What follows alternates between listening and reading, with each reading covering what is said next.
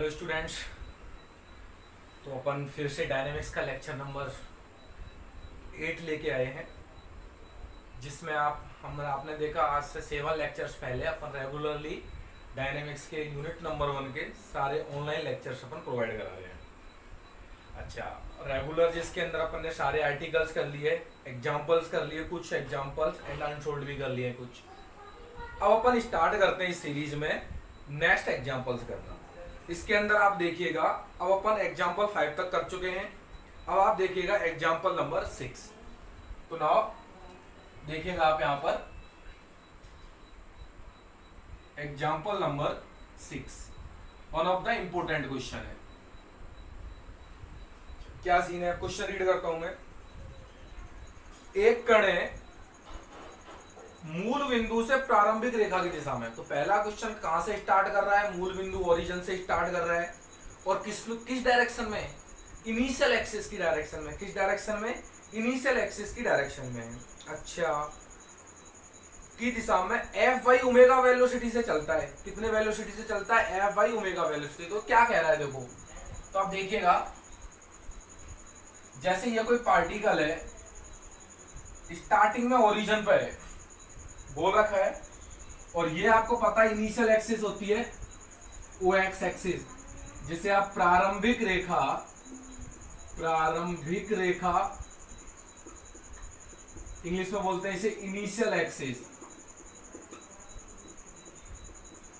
Initial axis प्रारंभिक रेखा की दिशा में मूव करता है। ठीक है, कहां से स्टार्ट कर रहा है? ओरिजिन से स्टार्ट कर रहा है। अच्छा, अब देखो, आपको पता है कि जो इस डायरेक्शन में स्टार्ट करता है, कौन सी डायरेक्शन है? इनिशियल डायरेक्शन है, इनिशियल एक्सिस की डायरेक्शन है। तो यहां पर ओरिजिन पर आर का मान, मैं बोलूं प्रारंभ में एट स्टार्ट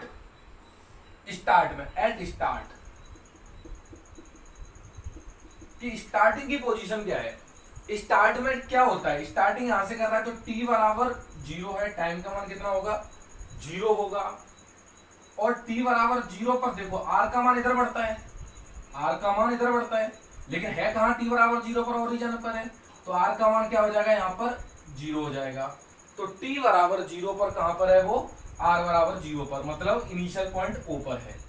तो जब t का मान 0, r का मान कितना है? 0। जब समय 0 है तो पार्टिकल यहाँ पर है, O पर है, तो r का मान कितना हो गया? 0 हो गया। अच्छा, पुनः जब t का मान 0 है तो कितनी वेलोसिटी से चल रहा है? ये बोल रहा है कि f बाई ओमेगा वेलोसिटी से स्टार्ट करता है। तो स्टार्ट कहां से करता है? वो से करता है। कितनी वेलोसिटी से स्टार्ट करता है? f बाई ओमेगा से। लेकिन किस दिशा में? इस डायरेक्शन में, मतलब r के बढ़ने की दिशा में। और r के बढ़ने की दिशा में जो वेलोसिटी होती है वो कितनी होती है? dr बाई dt, जिसे आप रेडियल वेलोसिटी अरियवेग कहते हो। और कितना दे रखा है? ये f बाई ओमेगा है, f बाई ओमेगा है।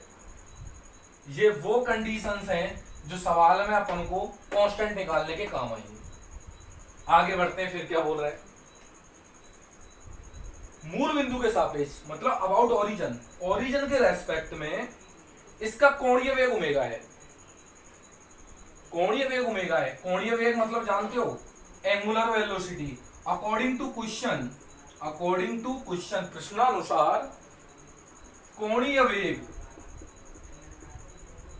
वेग जिसे आप बोलते हो एंगुलर वेलोसिटी, ये कितनी दे रखी है?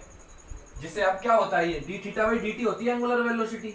और कितनी दे रखी है उसने? Omega. That's giving taken as number 1। समझो आप इस बात को कि क्या दे रखी है उसने? एंगुलर वेलोसिटी दे रखी है कांस्टेंट ओमेगा। अब आगे बढ़ते हैं। एंड तथा अरिय त्वरण माइनस एफ है। जो रेडियल एक्सेलरेशन वो कितना दे रखा है? Minus F. तथा क्या दे रखा है? अरिय त्वरण, रेडियल एक्सेलरेशन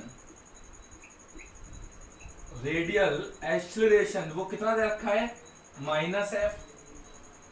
अच्छा, रेडियल एक्सेलरेशन का मतलब आप जानते हो क्या होता है? d2r by dt square minus r d theta by dt का whole square it's given minus f, that's why taken as number 2। ये कंडीशन उसने दे रखी है। पहला क्या दे रखा है भाई, ओ से चल रहा है तो टी बराबर 0 हो गया, आर का मान 0 एंड वेलोसिटी कितनी दे रखी है, एफ बाई ओमेगा।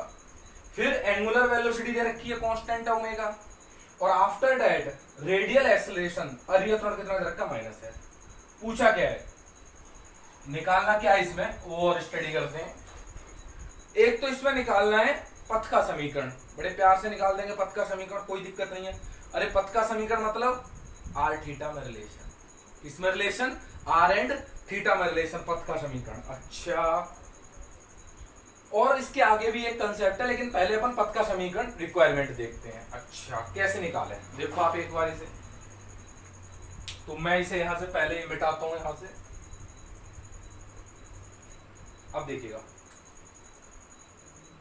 समीकरण 2 से y इक्वेशन 2, y इक्वेशन 2 से देखिएगा आप d2r/dt², इसमें तो कोई छेड़छाड़ नहीं, r है dt। क्या d थीटा बाई dt की जगह मैं ओमेगा पुट कर सकता हूं, क्या पुट कर सकता हूं, ओमेगा। तो यहां कितना हो जाएगा, that's omega square will be equals to minus F.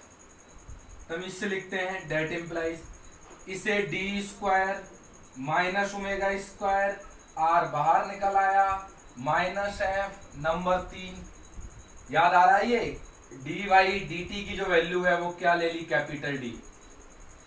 D Y D T को capital D, then D square, R R दोनों में से इधर निकल आ गया, और ये ओमेगा स्क्वायर। ये डिफरेंशियल इक्वेशन हो गई, ये क्या होगी, डिफरेंशियल इक्वेशन होगी, और जिससे अपन इनिशियल प्रीवियस ईयर के अंदर अपन क्या कर सके, सॉल्व कर चुके हैं इसे सेकेंड ईयर के अंदर। कैसे सॉल्व करते हैं, फॉर ऑक्सिलरी इक्वेशन पुट कर दो, d equals to m put कर दो। जब अपन m पुट किया तो कितना हो जाएगा, here is m square minus omega square equals to 0, that implies m square equals to omega square, that implies m equals to plus minus omega. m की value कितनी आ गई यहाँ से, प्लस माइनस ओमेगा। तो CF लिखने का तरीका जानते हो आप, इस CF को एनी कांस्टेंट C1 e की पावर m1 का मान ओमेगा t, dt के नीचे t है तो t आएगा, प्लस में एनी कांस्टेंट C2 e की पावर माइनस में ओमेगा t, तो m1t प्लस में C2 e की पावर माइनस m2t, तो m2 की जगह माइनस ओमेगा और m1 की जगह omega. That's we taken as number 4। अच्छा, CF आ गया, अब PI भी निकालते थे ऐसे क्वेश्चंस का, तो अब PI देखिएगा कैसे निकालते हैं इस क्वेश्चन का। तो मैं इसे मिटाता हूं यहां से, इनिशियल एक्सिस कंडीशन अपन रिमेंबर रखेंगे।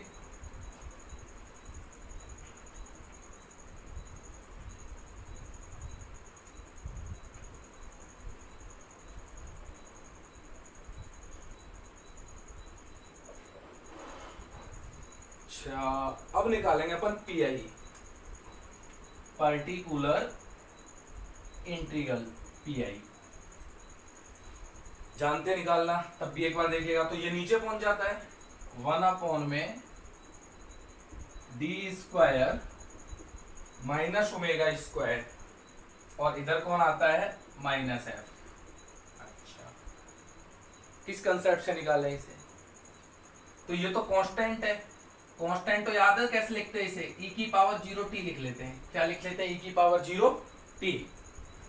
तो क्या हो जाएगा यहाँ से, माइनस एफ कांस्टेंट होके बाहर, 1 में D square minus omega square e की पावर 0t।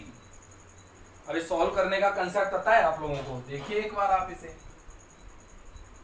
1 में एफ डी होता था और यहाँ e की पावर ax होता था, तो इसका PI कैसे निकालते थे, याद है, d की जगह क्या पुट कर देते थे, a पुट कर देते थे, तो कितना जाता था, 1 में एफ ए e की power ax।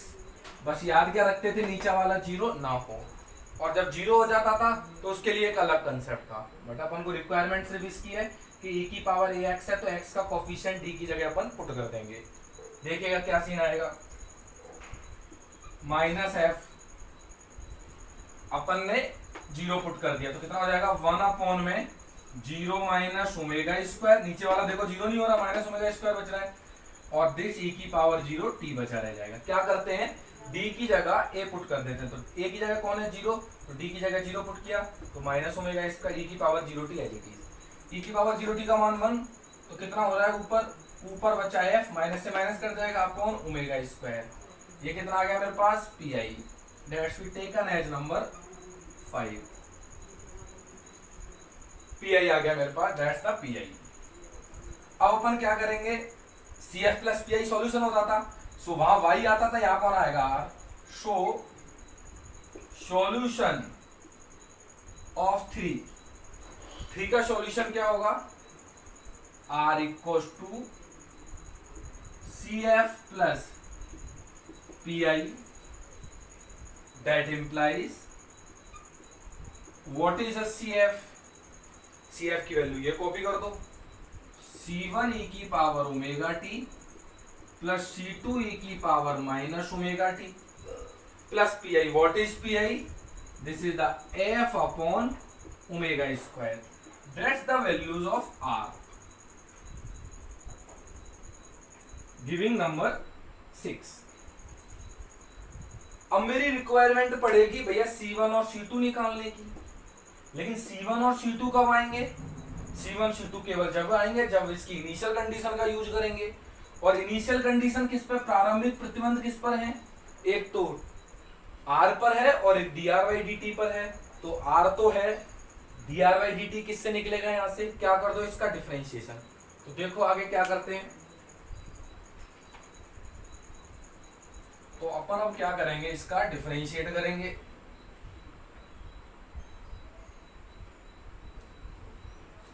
Differentiating 6 with respect to t, t के रेस्पेक्ट में डिफरेंशिएट कर दो, बोलो कितना आएगा, LHS में dr by dt is equal to, देखो C1 constant as it is, e की पावर ओमेगा टी का e की power omega t into omega, तो कितना हो जाएगा ये C1 ओमेगा e की पावर ओमेगा टी, और इसका करेंगे देखो C2 रहेगा e की पावर माइनस ओमेगा टी, और t का कितना हो जाएगा minus omega, then C2 omega, और ये कांस्टेंट हो गया zero, that's we taken as number 7। अच्छा, तो R भी आ गया, dr by dt भी आ गया, अब बड़े प्यार से अपन C1 और C2 का मान कैलकुलेट कर सकते हैं, कैसे, how to calculate initial condition, but when आपको पता है जब t का मान जीरो है तो r की वैल्यू कितनी है, जीरो, देखो आप पहली कंडीशन लिखाई थी, जब t बराबर जीरो है तो r की वैल्यू कितनी है, जीरो है, तो r की जगह जीरो रख दो, t की जगह जीरो, तो e की पावर जीरो का मान 1, तो C1 बचेगा इधर, सिमिलरली क्या बचेगा, C2 बचेगा, प्लस में f अपॉन ओमेगा स्क्वायर, तो यहां से अब मैं क्या बोल सकता हूं, C1 plus C2 equal to minus f upon omega square, giving number 8। Similarly इसी प्रकार व्हेन जब t का मान जीरो है तो dr by dt की वेलोसिटी दे रखी है उसने, कितनी है, f by ओमेगा, तो यू पुट t बराबर जीरो, इधर रखा इधर रखा, तो RHS कितना हो जाएगा इधर, तो C1 omega minus C2 omega, क्योंकि ये तो 1 हो जाएंगी, और dr by dt की वैल्यू कितनी है, f by ओमेगा। अगले स्टेप में देखो, ओमेगा कॉमन, कॉमन आके इससे गुणा हो गया, देन C1 माइनस C2 की वैल्यू बोलो f upon omega square, f upon omega square, that's giving number 9। देखो क्या किया, ओमेगा कॉमन आ गया और कॉमन आकर के नीचे गुणा कर दिया, then C1 minus C2 is equal to f upon omega square, ये नंबर कितना हो गया 9। दो समीकरण है, दोनों को सॉल्व करके C1 और C2 का मान निकालना है, किसकी वैल्यू निकालनी है, C1 और C2 की वैल्यू निकालनी है, क्या करेंगे इसके लिए, देखो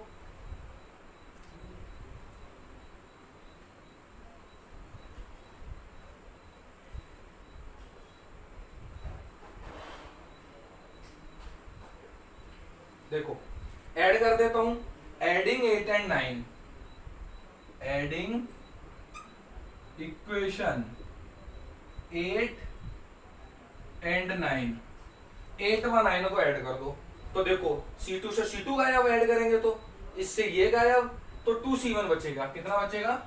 2C1 is equal to 0, that implies C1 is equal to 0। लो भैया C1 का मान 0, यूज C1 का मान 0 आप 8 में रख दिए, then bye 8,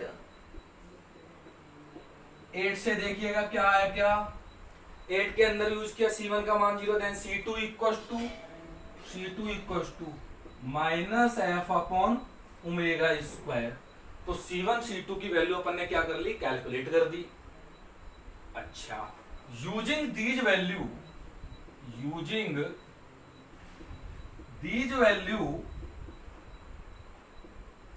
in equation, I think वो 6 थी जो R वाली थी, जो अपन ने बॉक्स में बंद करी थी, दिस इक्वेशन साइज 6 थी, तो उसके अंदर पुट कर देते हैं। मुझे याद है वो इक्वेशन, देखो R इक्वल टू C1, तो C1 की जगह 0 हो गया, 0 e की पावर ओमेगा टी, प्लस में C2 की जगह ये रहा minus F upon omega square, e की power minus omega T, plus था पी मतलब कितना आता है, F upon omega square. So final result क्या आ रहा है, देखो R is equal to minus F upon omega square, e की पावर माइनस ओमेगा टी, और here is F upon omega square. देखो F upon omega square common निकाल लो उधर से, और ओमेगा स्क्वायर को इधर गुणा कर दो, तो omega square R is equal to F common आ गया, कितना बचा 1 माइनस ई की पावर माइनस ओमेगा टी। लो भाई ये वो रिजल्ट आ गया जो आप चाहते थे, लेकिन परेशानी, अब इसमें क्या परेशानी है कि भैया पथ का समीकरण तो आर और थीटा में होता था, लेकिन ला क्या रहे हो आप, टी लेकर आ रहे हो, तो टी को हटाओ यहां से। पिछले क्वेश्चन में भी अपन ने हटाया था, अगर आपको लास्ट क्वेश्चन याद हो, एग्जांपल नंबर आई थिंक 4 था, जिसमें अपन ने ओमेगा टी को हटाया था। तो सिमिलरली यहां से ओमेगा टी को अपन हटाएंगे। अब कैसे हटाएंगे वो आप देखें, फिर से वही कंसेप्ट यूज करूंगा, मैं मिटा रहा हूं इसे।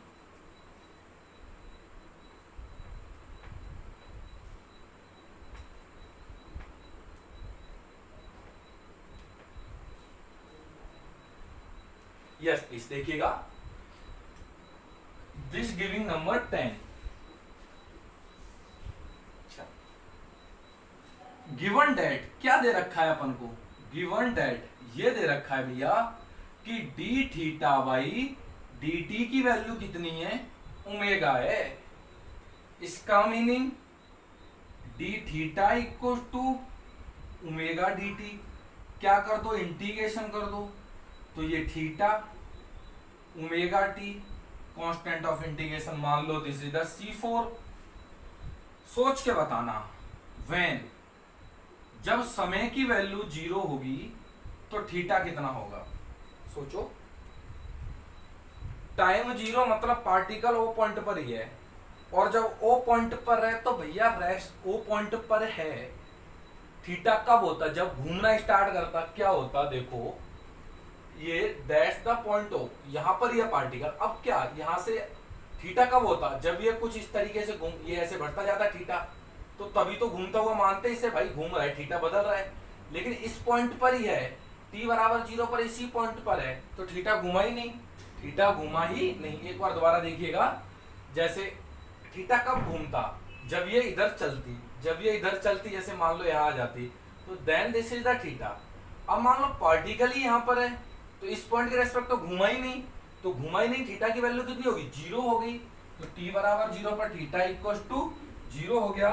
If theta equal to 0, then आप देखिएगा थीटा की वैल्यू 0, t की value 0, that implies C4 equal to 0, C4 का मान 0 रखा, then theta equal to omega t, theta की वैल्यू बोलो कितनी आ गई, ओमेगा टी आ गई। यूजिंग इन 10, आप 10 के अंदर इसका यूज कर लो। जब आपने 10 के अंदर यूज किया तो रिजल्ट बोलो, omega square R equal to F 1 minus E की पावर माइनस थीटा। ये लो भाई, ये वो रिजल्ट आ गया जो आप चाहते थे, रिक्वायर्ड रिलेशन।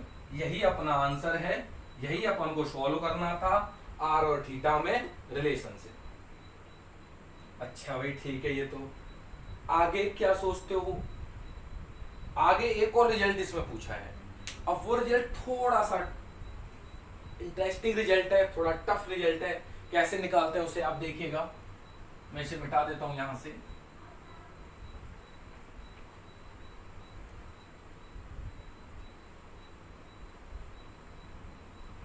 अच्छा, किस तरीके से अपन इसका रिजल्ट निकालेंगे? 1 मिनट यार,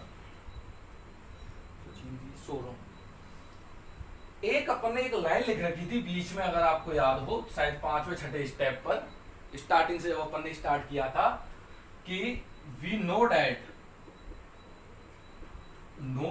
एक बात जानते हैं कि जो दे रखा था स्टार्टिंग में d2r/dt² minus r omega square लिखा था ना, ये d थीटा/dt की जगह ओमेगा, और that's equals to minus f। तो मैं इसे यहां से क्या लिख सकता हूं? d2r/dt² माइनस f, माइनस में ये उधर पहुंच जाएगा तो प्लस में हो जाएगा, प्लस में r ओमेगा स्क्वायर। थोड़ा तमीज से लिख लो इसे, d2r/dt² minus f plus r omega square. r omega square का मान ये रख दो, r ओमेगा स्क्वायर का मान उठा के ये रखो, तो कितना हो जाएगा? f 1 माइनस ई की पावर माइनस थीटा। यहां से यूज कर लिया r ओमेगा स्क्वायर का मान। आगे देखो क्या हो रहा है, d2r/dt² माइनस f, इधर f से मल्टीप्लाई कर दो, this is the f, minus f ई की पावर माइनस थीटा, और ये अपनी सेवाएं समाप्त कर देगा। सो फाइनल जो रिजल्ट मुझे मिला, d2r/dt² माइनस में f ई की पावर माइनस थीटा। इसको थोड़ा तमीज से लिख दो, d/dt और d2r/dt² को d/dt, अंदर क्या लिख सकता हूं? dr/dt माइनस में f ई की पावर माइनस थीटा, और इसे बॉक्स में बंद करो। क्यों? क्योंकि अब यही तो रिजल्ट देगी। कैसे रिजल्ट देगी अब ये चीज की बात है, ये रिजल्ट कैसे देगी? अच्छा इसे बताओ, ये क्या है? dr/dt। dr/dt क्या होगा? अरिय वेग। dr/dt क्या होगा? अरिय वेग।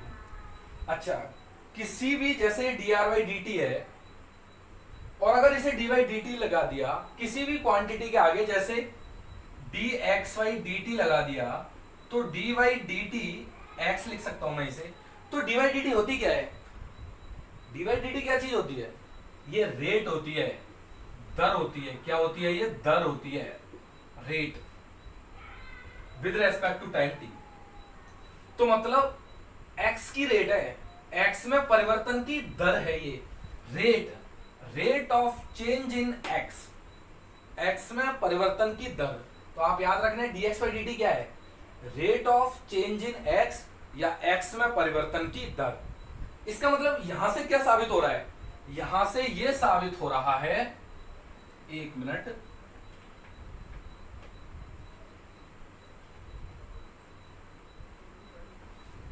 यहां से क्या साबित हो रहा है? ये अरिय वेग हो गया, रेडियल वेलोसिटी। तो रेडियल वेलोसिटी में, अच्छा एक बात देखो, ये क्वांटिटी जो भी होगी, f कोई कांस्टेंट है, e की पावर माइनस थीटा का ग्राफ अगर आपको पता हो, अगर मैं आपको इसका ग्राफ बनाऊं, e की पावर माइनस x का ग्राफ इस तरीके से होता है।